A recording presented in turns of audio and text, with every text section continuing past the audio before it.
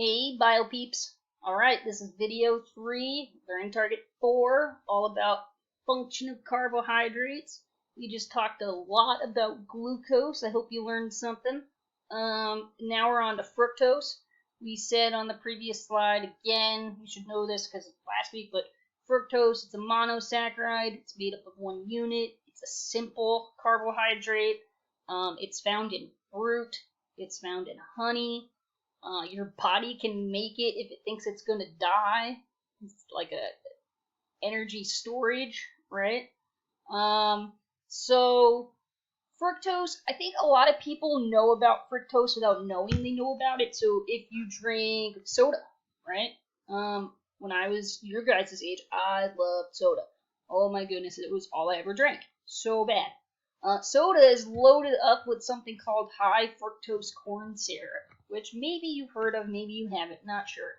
But high fructose corn syrup is fructose, right? So the point I want to get to you, or the point I want to get through for this slide is there are different, you can't, eating 25 apples isn't bad for you, right? I mean, I don't know if anybody wants to eat 25 apples, but you can't really overload yourself on apples. I mean, it's a fairly healthy thing to eat. There's no danger in eating too much of natural fructose. There is with the artificial fructose, right? This high fructose corn syrup that's found in soda and all of your Dutch Brother drinks. Loaded with high fructose corn syrup. It has a ton of high fructose corn syrup, and it can lead to weight gain, heart disease, diabetes, lots and lots of things. So I just want to say that the fructose found in your apple or orange, not a bad thing. But once you start seeing this artificial stuff, it's not really a good thing anymore, unfortunately. And this is coming from someone that really enjoys a Coke every now and then. Alright, galactose. Lactose, again, it's a monosaccharide. It's the last monosaccharide. What does monosaccharide mean? Sugar, one unit, it's a simple carb. It's typically exogenous. It's found in milk and things that are made with milk.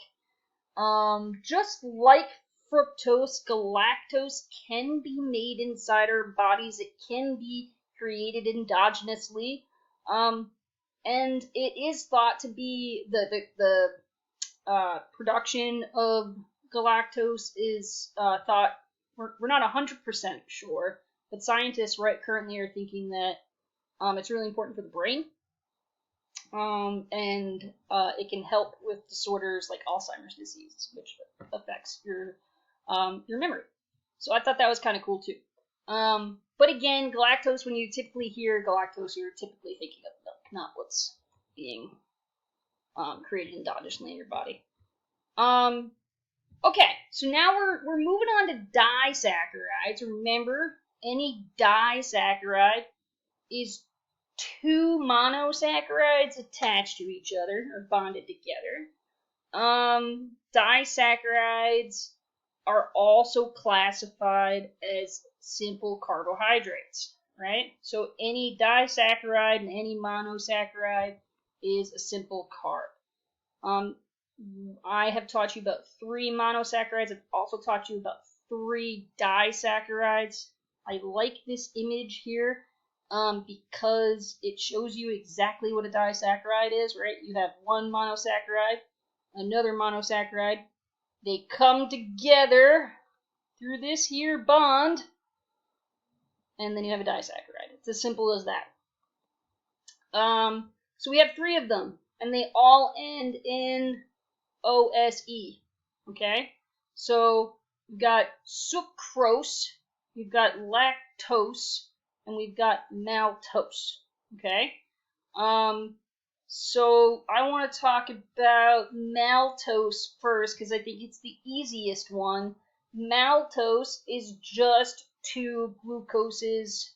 So it's a glucose plus a glucose. They attach, they bond. That's maltose, right? And this maltose, so if we're talking food,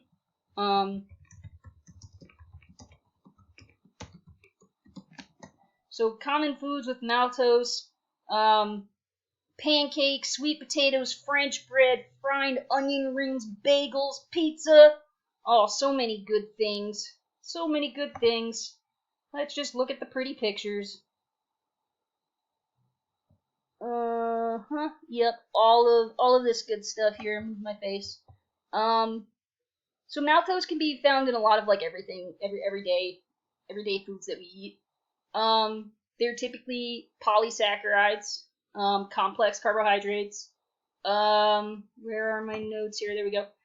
So again, all maltose is two glucoses attached, or two glucoses bonded together.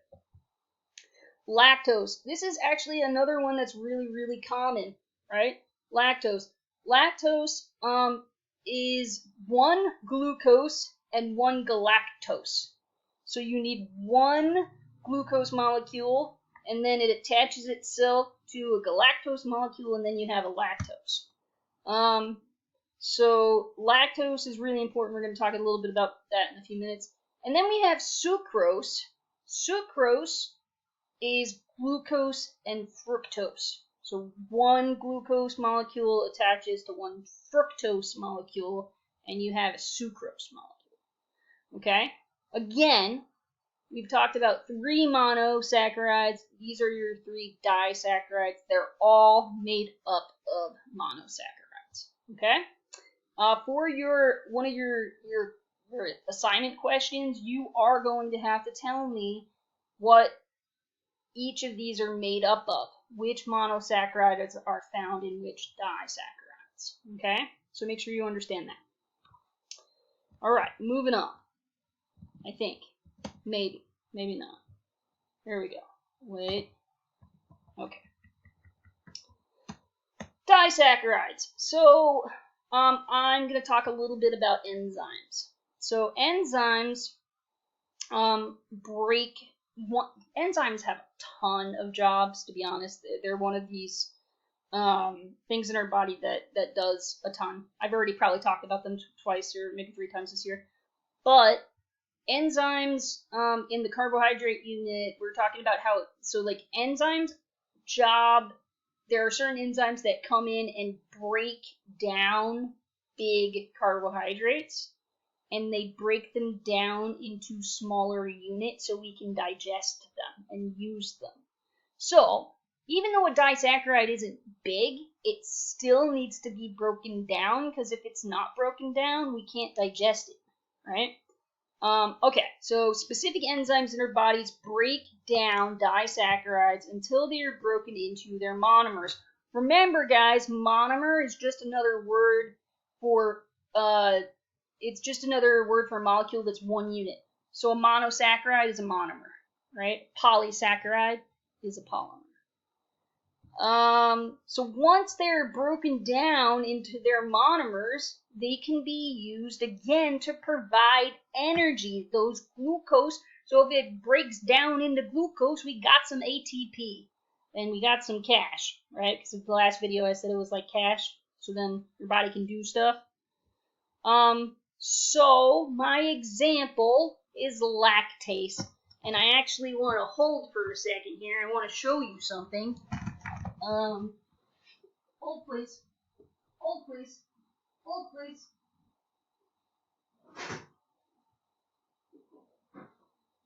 Still holding. I'm coming back. I didn't run away from my job. Alright, this here is milk. Say hello to the milk. Now, oh, wait, camera. So this is special milk because it's lactose-free milk. Because I can't, well, I'm going to talk about what that means in a second, actually.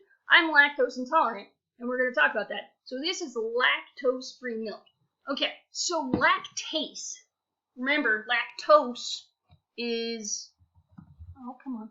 Lactose is one of our disaccharides up here, right? There's an enzyme called lactase, right? And it's the enzyme that breaks down lactose, right? So my body, not when I was your age, actually. When I was your age, I was not lactose intolerant. My body had these enzymes.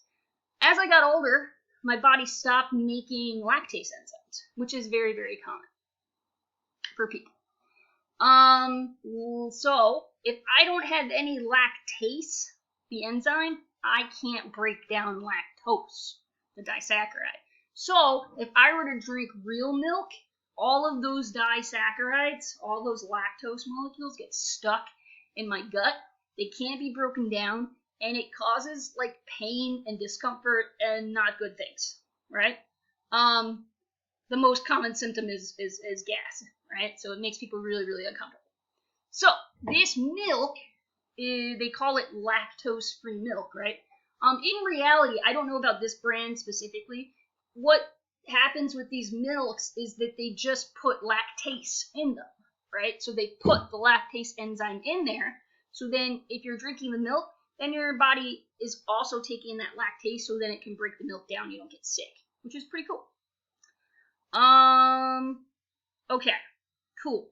So then once the disaccharide lactose is broken down, you end up with glucose and galactose. And again, your body can take that glucose and immediately get ATP and use it for energy. I also want to say here that it's obviously your monosaccharides are going to go through your system much quicker than, say, disaccharides or polysaccharides. If you eat a plate of pasta, like my grandpa, that's going to give him his energy to run like the 10 miles maybe that he wants to run that day, right?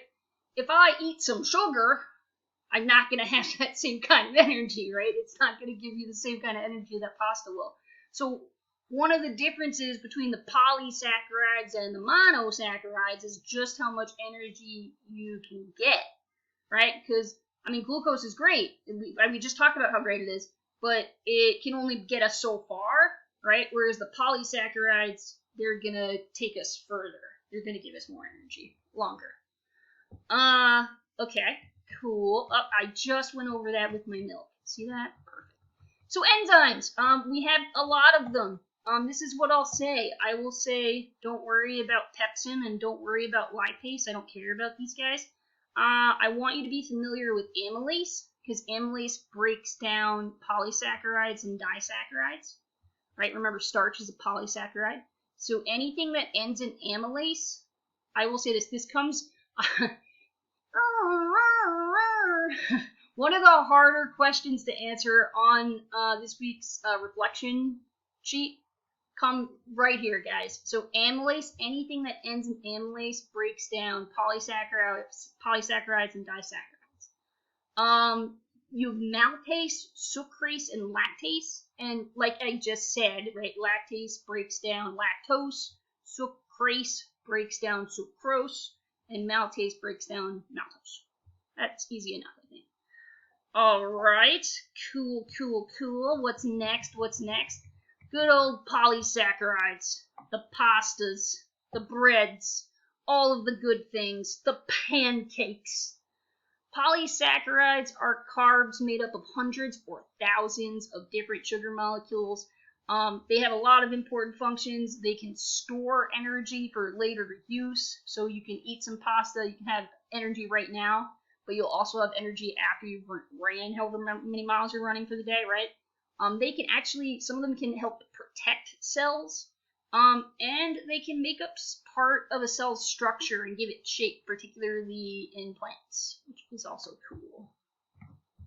All right. The last two slides are probably the most important. So I'm probably going to make another short video, unfortunately. The next video will probably be anywhere from like 3 to 5 minutes long, right? So it's not going to be me talking a lot. But these last two slides are going to help you with the toughest of those 8 questions where I'm actually going to be like grading them like a quiz. These last 2 slides are going to help you a lot with those questions, so I would definitely watch the next video. All right, it's been fun. I hope you enjoyed learning about the functions of carbs, and I will see you for the last 5 minutes in the next video. Peace!